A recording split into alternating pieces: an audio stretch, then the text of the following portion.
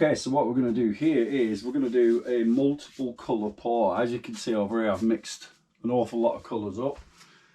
It's basically consisting of acrylic paint, so it tends to be Liquitex that I use, the Liquitex Basics, and mixed together with Flood. So we're basically using the Flood Floetrol extender, and also a little bit of water.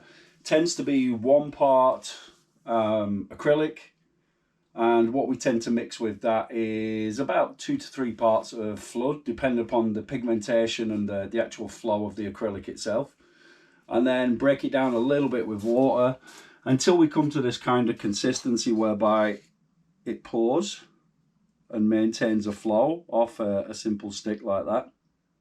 So you can see it just flows, maintains a pour for us, and we're only dropping a tiny bit off the end of this stick, so just the right consistency for us there. So what we're going to do is, I think we're going to make up 2 18s, maybe 18s. I'm just going to give them a quick comparison to the 16s and see how we feel about this, because I want to make sure that I've got a good amount of surface coverage. We're using a 2x2 canvas here with an 1.5 inch drop, so it's a gallery wrap canvas with an 1.5 inch drop all the way around. Generally what I like to use is a minimum of 6 per square foot, but I also like to use 8 when we've got something like this drop-sided canvas. So in order to make sure that I get the maximum spread with the minimal manipulation, because I want to try and keep the cells that I'm going to generate in place, adding that effectively to the paint mix as well, 2 drops, 2 or 3 drops, for about every 4 ounces. I tend to find anything else is a little bit excessive. So let's have a look at what we're going to do. We're going to work through a red and a blue palette today. We're going to inject some gold, and we're going to inject some silver metallic. And what we're aiming for is to do a dirty pour, 2 dirty pours. And then what we want to do is see them meet somewhere in the middle. And that's kind of the objective of what we're doing. Now, these are 4 ounce containers. So I think effectively I've probably got, we'll call that 4, 8, 12, 16, 20. So I should have more than enough to fill an 18. And the 18 will give us good coverage, as I said, without too much canvas manipulation. So what I'm going to do is I'm going to start to make up the first 18. What I like to do to give contrast, and this can work either way, but what I tend to like to do to give us contrast is to do a drop and put a good thick base layer in of something dark, and then immediately contrast it. So I think what we're probably going to do is work through one of the reds, just to give us a contrast. And again, I'm just kind of giving us a layer, and we'll put another red in here just to, again, a little bit of depth with the multiple reds. And then what we're going to do is we're going to add some gold so that this appears through. As we're doing it, there we go, slowly filling up. We take a contrasting colour here that'll look really quite nice, this kind of dark rose. And then I'm going to go and get a little bit of black. Hopefully I've got a little bit of black that I can introduce here, just to give me that beautiful contrast. That's awesome. And I'm probably going to start to work back through an ascending outward pattern. So what I'm going to do is reach for this paint again and put a nice layer in there. And I don't mind if I discharge all of that. And then we're going to take a couple of reds to contrast. I'm going to probably break these across on layers. Awesome. And a little bit more here. Don't be afraid to kind of pour off the side, just to make sure that you're kind of getting the layers that you're looking for. Again, a little bit more gold in there. And working our way back up to the darker layers, which is perfect. Pretty much drained that paint. I've kind of excluded it. So what I'm going to do is kind of drift back to the, whoops, excuse me, to the back to the black a little bit. Hopefully we've not run out. This doesn't sound optimistic, but I'm actually not looking for a lot. That spottiness is really kind of attractive. I don't know if you can kind of see that in there. This is starting to develop. Really quite like how this is building up. So again, we're going to run some more red in there. I'm just going to add some contrast wherever I can. There we go, we're starting to get to the bottom of our containers now. So good circle of gold in there. I think we're going to rinse off the residue, should I say, or tip out the residue of this, just so we can empty this container. And again, I'm hoping I've made up enough paint here. My rough calculation was that I had, but you'll see from it, it's a dirty pour method, so it's not too essential, you know, that I've got everything super spit spot in this regard. Let's add some more of this red. And again, we're going to empty this into the container. Perfect. Wonderful. And you can see I've got quite a few more, or should I say I have more blue colours ready. So I kind of guess any overflow I can make that up quite easily. So again, let's finish our gold up. There we go. Bring our reds in. I would ideally like to see a bit more black in here, but I think I've run out. And just for the purpose of this particular exercise, I don't really want to mess around making up a heap more. But what I can do is inject it through it using a bit of air, and I'll show you the finish that we've actually got on the top there. So I'm kind of curious to see how this pans out. There you go, you'll see the kind of flecked top we've got on it. Really interesting approach. Again, no rights, no wrongs. Just kind of go with the flow, if you'll pardon the pun. Just go with the flow, you know, pour what feels right. Think about some of the layering that you're going to create.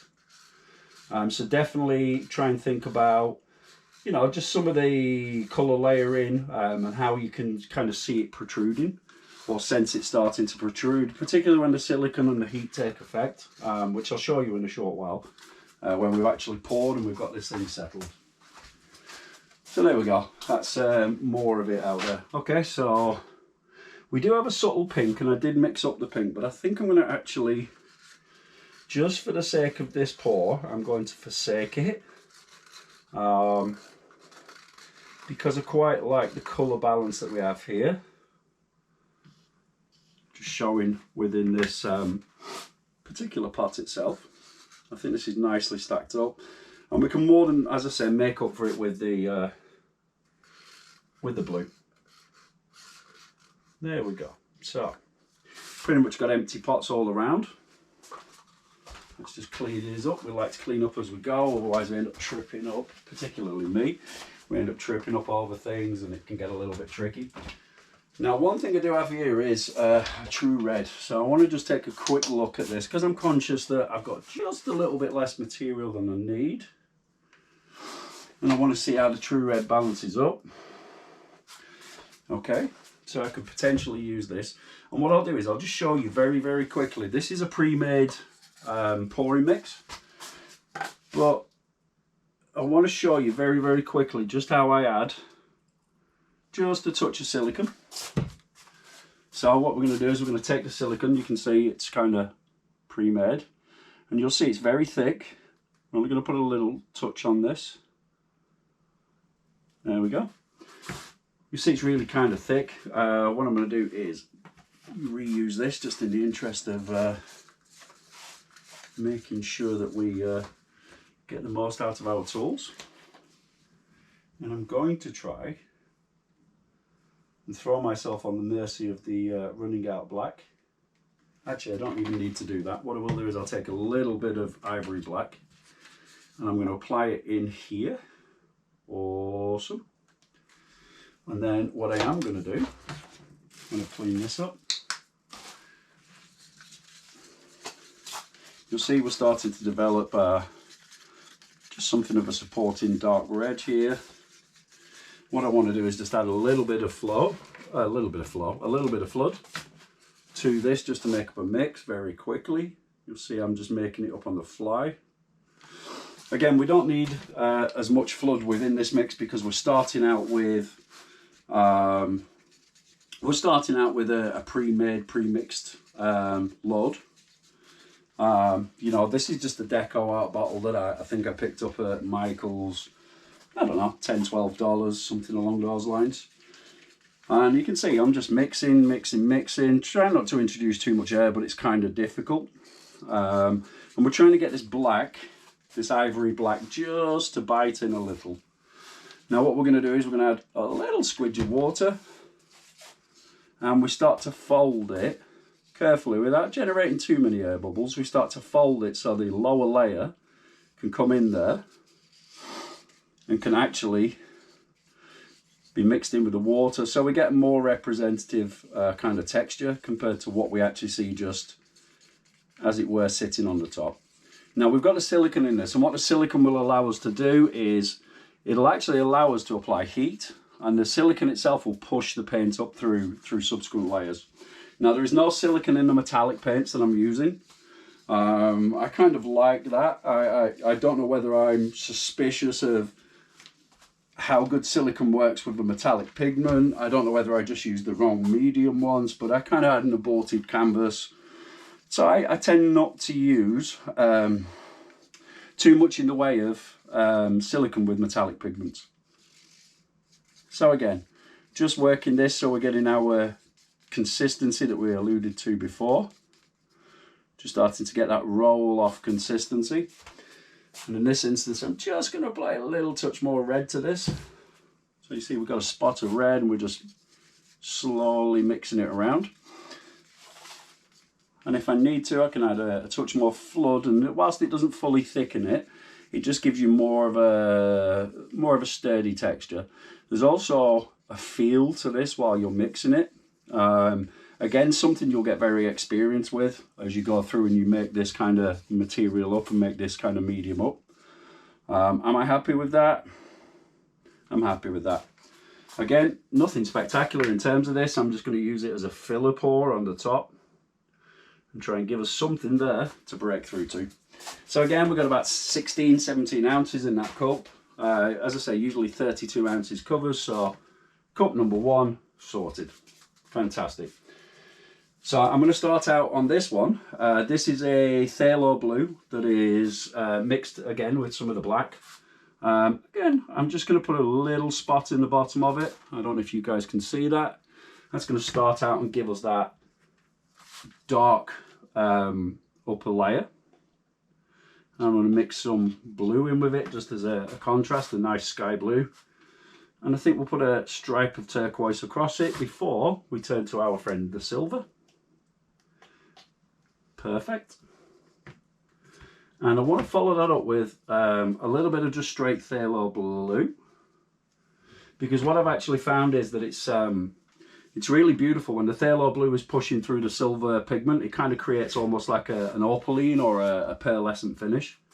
Very, very beautiful. So again, not too worried about where it runs down the side. I'm not too concerned about that. I'm not going to lose sleep on that kind of element, not by a long stretch. Again, I'm going to find my friend silver, because I want to keep these contrasting metallic layers present. And we're going to work through a little bit of this blue, whatever that might be. It might be cobalt. And some more of this particular blue. And I don't believe I've siliconed this. So what I have over here is some light blue violet. Absolutely beautiful colour. I'm going to use this as a contrasting colour. Not strictly on the blue spectrum per se, but definitely something that when it mixes up with the red, What I'm hoping for is a nice meat in the middle kind of purple. So we'll see whether we get that, and that's the beauty of what we do here. You know, it's not often predictable. You can't always call what's going to happen. But let's again see what that looks like. You can see a nice steady stream just running off, beading beautifully. Again, maybe take a touch of water. No, she's good. Awesome. So nice contrast of that through there, only just an accent. So you can see we just put a subtle accent in there. And then we're going to go back, as we did with the reds, going to go back to a darker layer. I'm going to inlay, that was the phthalo on black, and now I'm just going to inlay phthalo. And, oops, excuse me, nearly dropped you. And then the cobalt. Again, we're being quite fidgety here in terms of how we're layering. You can be quite liberal in terms of, you know, just building up simple layers.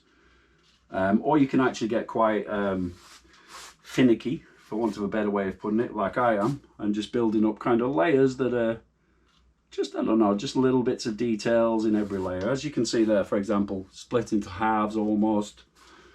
A little bit of the original colour protruding. And again, just a little touch of that. Following up with some silver in the middle, just to see how this breaks out. And this cup itself is actually getting kind of full now, which is fun. Definitely fun. What I'm going to do is I'm going to dirty pour. Well, actually, I think I may dirty pour both of them. What I would usually do is rotate the canvas.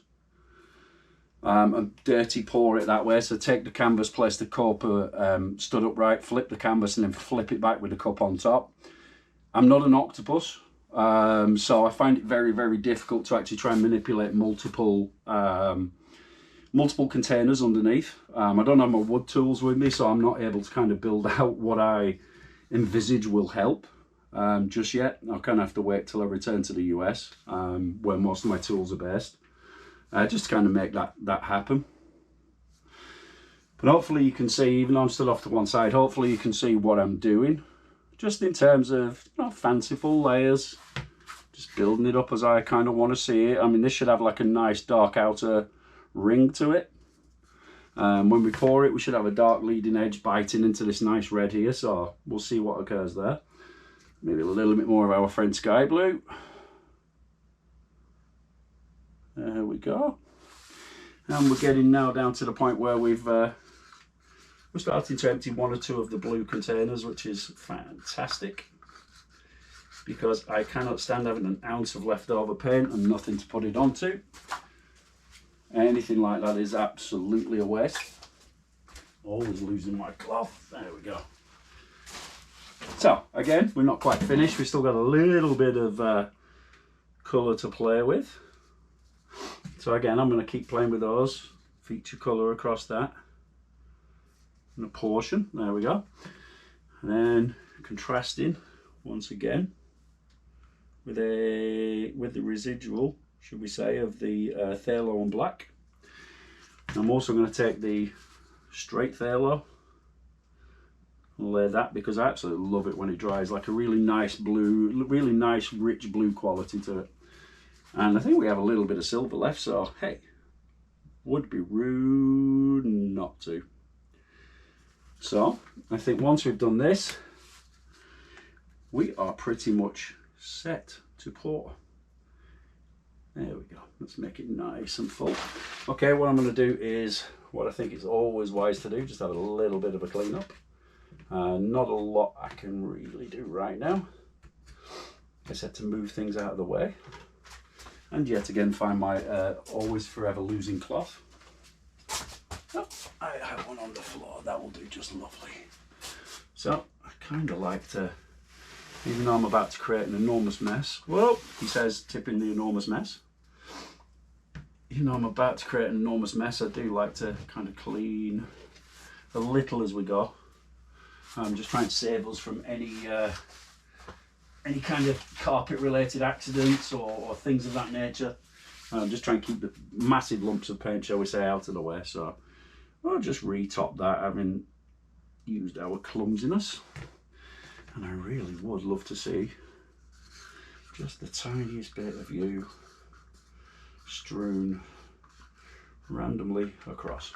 Okay, so you can see that we're getting kind of full now and we're approaching a little bit of a tip over point. So what I'm going to do is, as soon as I locate them, I'm going to put a pair of gloves on and we're going to deal with, I think we're going to deal with the blue container that's absolutely brimming full first. So let's get some gloves on because we usually end up absolutely covered in things. Part of the joy of this kind of painting, it's very tactile as well. You know, there is a rewarding tactility to it. You know, you get to kind of indulge in your childish side and have it running over your hands and down your fingers, and you make an awful mess. You know, something that your mum would probably shout at you for. Right, now what we're going to do, you can see I have cups laid out just to place the canvas on. We're going to very carefully slide over the blue. He says, spilling it. And I'm going to place it where I want to see it on the canvas. And right now I'm going to just do a quick flip motion. There we go. And we have the blue turned. Awesome. Now I'm going to very quickly run over to one side whilst this is in place and just make sure we're positioned. Oh, at least stand that one back up.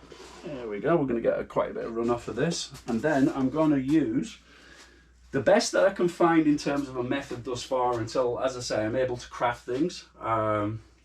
He says, haven't just lost it. No, there we go. I think I've just found it. I'm going to use a little bit of the cardboard that comes with our canvas. And what I'm going to try and do is cover it. And then I'm going to try and get a flip on it, but you'll see that it's not overly tight. And I'm going to get a pull on it. And there we go.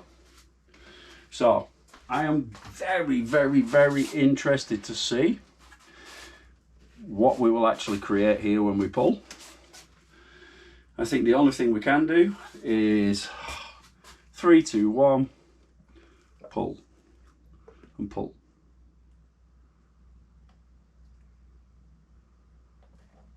There we go. There we go. We have 2 circles. So let's see what occurs here. We're just going to let them kind of settle a little bit. And one thing I find helps is just lift the canvas slightly just to apportion your paint. Now I'm happy with the amount of paint on there. Do I think it's actually going to cover? Interesting question. My feeling is no. So what I'm going to do is I'm going to try and take whatever I have left in terms of residual paint. I'm just going to, I think, make up a 4-ounce cup actually, which could be interesting. So something very small. I'm going to take what we already have in terms of a phthalo dark cup. You can see I'm taking it here. Don't really want to mix it up. So what I want to do is apply a little bit of you. And I want to find my friend the silver. Perfect. Just to give us a little run there. A little bit of silver to roll that. And what you'll find is this will intersect quite strangely. So when we actually put this down, you'll get just a little bit of an intersection point with the actual new drop that we're putting down there. It's quite interesting to see. Again, I don't think we're going to be able to fill this, so this could be a very, very rough pour if I actually decide to use it at this point. I'm just trying to see what sort of coverage we have here on the canvas and whether I actually feel confident that I'm going to be able to let all of this pay and cover, or whether I actually feel like I really do need to drop maybe, as I've said, another maybe 4 ounces on there just to try and help coverage. I guess the true way to see is to actually try it, so that's what I'm going to do now. I'm just going to mix this up really, really random, just to try and give us some kind of an illusion as to what we've just created in the larger cups. Awesome. Perfect. We got a little bit of this to take out, which was our actual feature colour. Perfect. And I think I'm going to finish off with what we had for phthalo. So just a little drip of that wherever I can do. Perfect. And just out of interest, a little pour of you. And then you, come on, Paint. Come on, Mr. Paint. There we go, I'm good. So again, what I feel like I'm going to drop this is, oh, I think we might just take our little piece of card and have a go at that. Might actually just have to make a quick fresh piece of card just to do it. And please bear with me. Stand by, viewers. There we go. So again, just a little pot pour. This is going to be quite an interesting little addition. And there we go. There we go, we've got a little addition of paint. So now, thinking that we've got everything covered on this canvas, hoping that we've got everything covered on this canvas, what I'm going to do is just gently lift it, which occasionally just helps my flow on this. And now, am I comfortable? Am I confident with this? Well, we're about to see. Let's see what we have in terms of coverage and the ability to manipulate what we actually have. Don't know whether I'm going to feel like I'm going to get full coverage here. This is kind of a bit too extreme a pour in my opinion. What I would like to do is kind of work around it. I'm losing quite a bit of the cell work because what I'm actually doing is rushing this, and what I feel you should do is take your time. And again, I'm kind of feeling a little bit concerned as to the amount of paint I have on the canvas and to whether I feel like it can address the coverage. If it can, I will show you just a little bit of a trick that might help us in this instance. It's kind of cool and allows us to just get a little bit of extra coverage. Again, not the most efficient cover in this corner, sadly.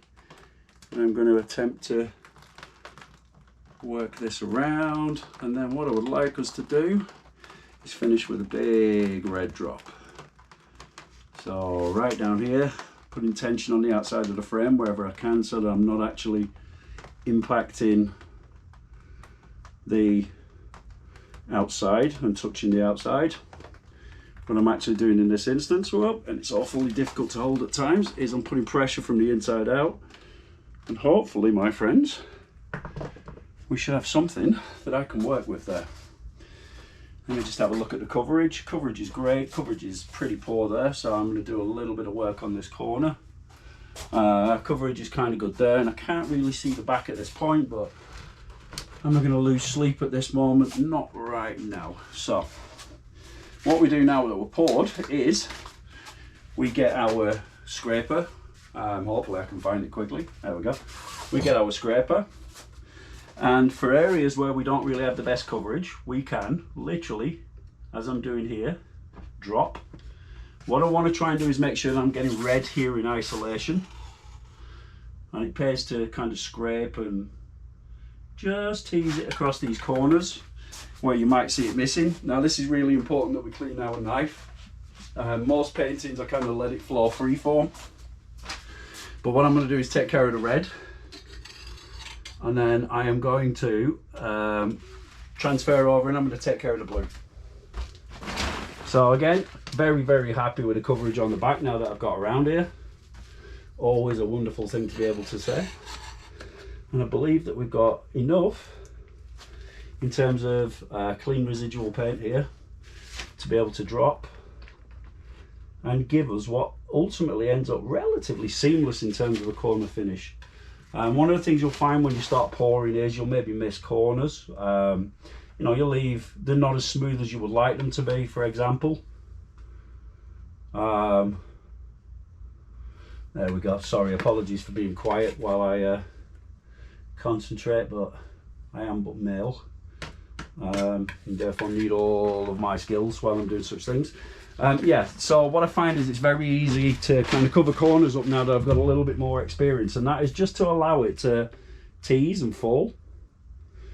You can't really see, unfortunately. I don't think you can see anyway, but I'm teasing and falling, and I'm just guiding it down as well so that we get coverage. And what I'm always conscious of, apart from that, what I'm always conscious of is the position of the cups, which I think has just kind of proven itself to you there now. So bear with me while I just resolve this. There we go.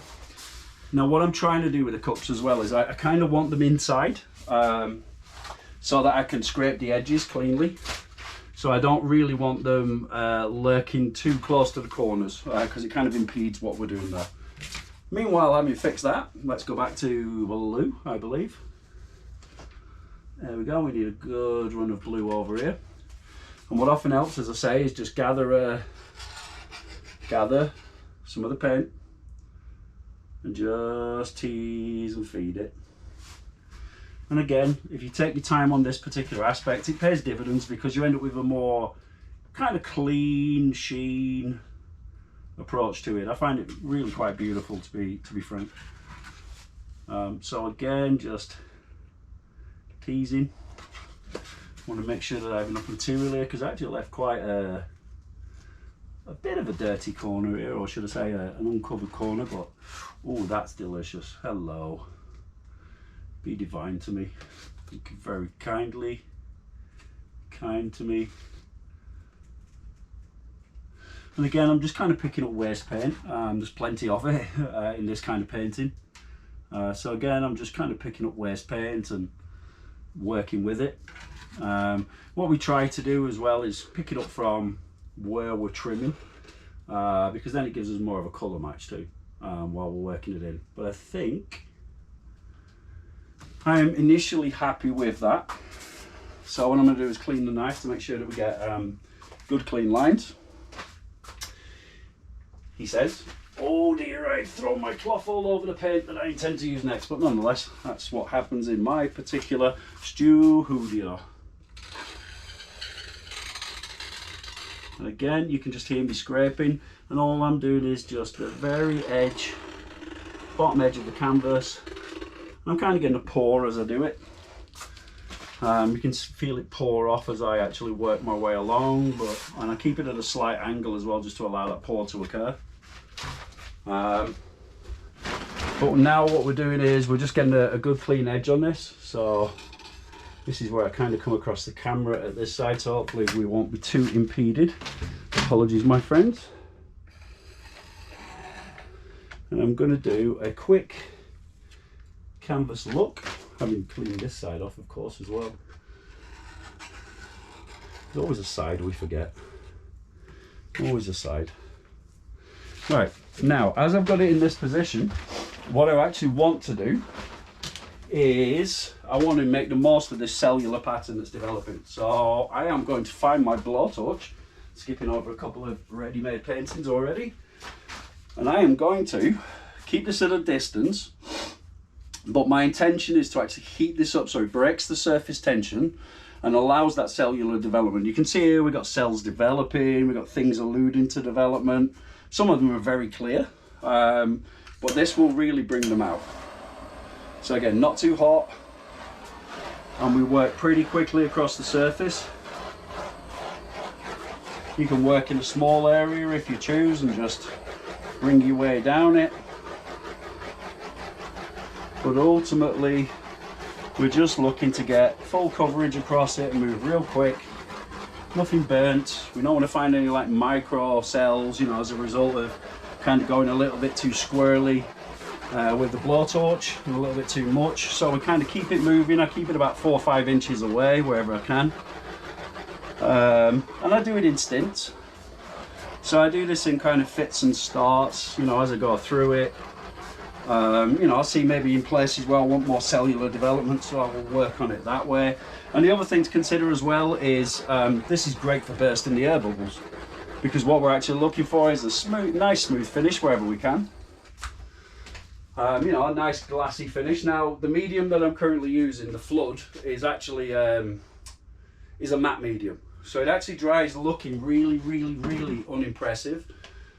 And then you apply the gloss, and I'll be entirely frank with you, it's beautiful. So when you apply the gloss to it, it's absolutely kind of takes that shine, it puts a sheen on it, a protective coat. Looks absolutely fantastic. So in the best fashion of making videos, I'm just about to fill up the torch. Lord alone knows I should ever be prepared. There we go. Far better noise. And we'll kind of hear it making the noises out of the way. And what we're trying to do as well is make sure we catch the sides and the arc, because what we ultimately get is some beautiful detail on the sides too. You know, it kind of translates from the canvas and runs down the side. And again, I love this blue and this red match in the center. I think it's absolutely beautiful. And again, I'm going to work this real quick, get the cells coming. Awesome. Awesome, awesome. Maybe take me down just a fraction, thank you. Back to my usual temperature. I'm working around the back. Again, always working it. Oh, he says turning it off with his hand. Again, keep it moving. Now, I'm kind of interested just to see what pattern we're going to develop here. I've not actually poured these two kind of sets of colours together before, so I'm absolutely fascinated as to what I think we're going to see. Kind of, I guess you become apprehensive when you're doing this kind of painting, but you get beautiful surprises and beautiful kind of things that turn out in it as a result. Very unique as well. I find a very, very unique kind of proposition, particularly when you use this kind of level of silicone and, you know, you're making your way around with a heat gun and trying to really bring out the cells. So now that we've got that just toasted off a little bit, what we're going to do is, I'll kind of use a stick for this, I think. The old lolly stick. Oh, he says, rustling away in the background. I'm going to get the lolly stick now just to complete this. And I'll use this lolly stick right to the end. Beautiful. And we're just gonna have to now do kind of like maintenance, for want of a better way of putting it, scrapes. Have to do maintenance scrapes on the picture, just to prevent, you know, anything too significant building up in terms of a drip. The very nature of pouring means that obviously we've got we've got a control in terms of how much we've applied, but again, it's not the same as when you apply it with a brush or a foam roller, and you know, you really kind of get that layer of tactile control. This is very much about fluidity, and allowing the fluids to do the thing, make the way around. Really happy with the coverage we got. Don't feel like we have too much wasted paint. There's always wasted paint when you kind of create this by the very nature, as I've said, pouring. I'm actually kind of pleased with that, I think. Actually kind of pleased with how little we actually had to throw overboard, so all good stuff. Now I'm just going to work this, and what I want to see is some of the silvers coming out now. So it might appear a little bit darker, I'm not burning it, but I want to see some of the silvers start to pop and see whether we can get that and recreate that iridescence. So some of the reds, again, that needs a little bit of attention down here, just try and bring this out. That's largely due again to that top mix colour that we put in and that we made up separately. You can see it's kind of added, shall we say, or added a good amount of colour in that particular nature. I'm actually starting to feel this now. Kind of want to see a little more pop just down here, but that's the beauty of it. Oh, that's nice. The blue and blue mix there, blue and gold, and some of the blue cells now coming through. So let's keep this arc lit up a little bit, because again we'll get some of the red popping through. You can see that starting to emerge as a result of the actual heat that we're applying. Again, surface tension. Breaking the tension and allowing the silicone oils to rise through. Now, one thing that's One thing that I did quite a bit of reading about when I started was silicone oil. You know, all know it's quite evident when your picture's dry. It's quite evident where the silicone oil pockets are, or where. Or really, I guess, is the way to put it. By the time it's dry, and it's thoroughly dried, I have no problem whatsoever in applying the gloss straight over the top of them. I don't have to wipe, I don't have to wash, as some people may allude to. I am perfectly able to simply apply the gloss without any kind of marring to the surface. So there's no marring on the end product. It looks beautiful. You know, I don't have any discoloration spots in the actual varnish itself. It looks beautiful. Standing on the curtain that surrounds my makeshift art studio and walking around the back of a tripod. Note to self, set up better, but we'll get there. The true passion is in actually creating the picture in itself. So I've got one more to go after this, which is a green and a purple palette. So that's actually going out to a local store as a gift. I won't tell you what kind of local store, but green and purple means quite a bit, so I'm looking forward to that. So as you can see, guys, I think we've got largely finished. We've got to keep an eye on the actual, we've got to watch out on the surface now. You know, just keep an eye on the cells, make sure that I think they're popping through, which I'm absolutely delighted at how they are, particularly the reds and blues where the interface. I think we spoke when I was pouring this, we talked about maybe a little purple, but I'm not actually seeing that intermingling. What you'll see as well from a lot of the pouring paint mediums and the extenders and what have you is they actually hold up pretty well in terms of they don't just automatically mix into each other. They tend to hold up their own colour pretty darn well as they go. So sometimes you do get a push through, you know, it'll push through with the silicone oil and you'll get colours mixing and bleeding together. So, you know, a red and a blue to get a purple. You'll see that kind of thing occurring, but I've got to admit, it also reflects, I believe, the amount of blue that we actually put onto this mix. So when we look at it proportionately, I actually think it's not a bad representation of what we put in. There we go. I think I'm going to leave that. Just, we see we've got more cellular development here. Quite like the vagueness of it. Not vague, but I like how it peters out compared to this. I would like to see a little bit more on this corner, so I'm just going to treat it real careful. Again, come over it. There we go. And always being super quick. And what we'll find now, if I leave this, we should get a little bit more cellular development. And what I will do is I will take a picture of the finished product when I've actually let it dry, which could take, I don't know, a couple of days with, I think, the coating that it's got on it. 2 days should be reasonable.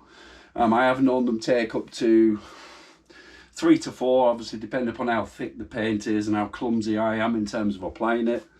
But I think if we look at this now, hopefully you like the picture. This is what you would call a double/triple dirty pour. I'm trying to see whether I've got maybe a little bit of differentiation in here from the actual ring pour, from the actual straight pour that we did, the additional pour. You can kind of see some additional structure, but it's merged pretty well. So I would say adding the extra colour and the extra paint definitely paid off. Well worth doing, and thank you so much. This is Leachy. I love to paint.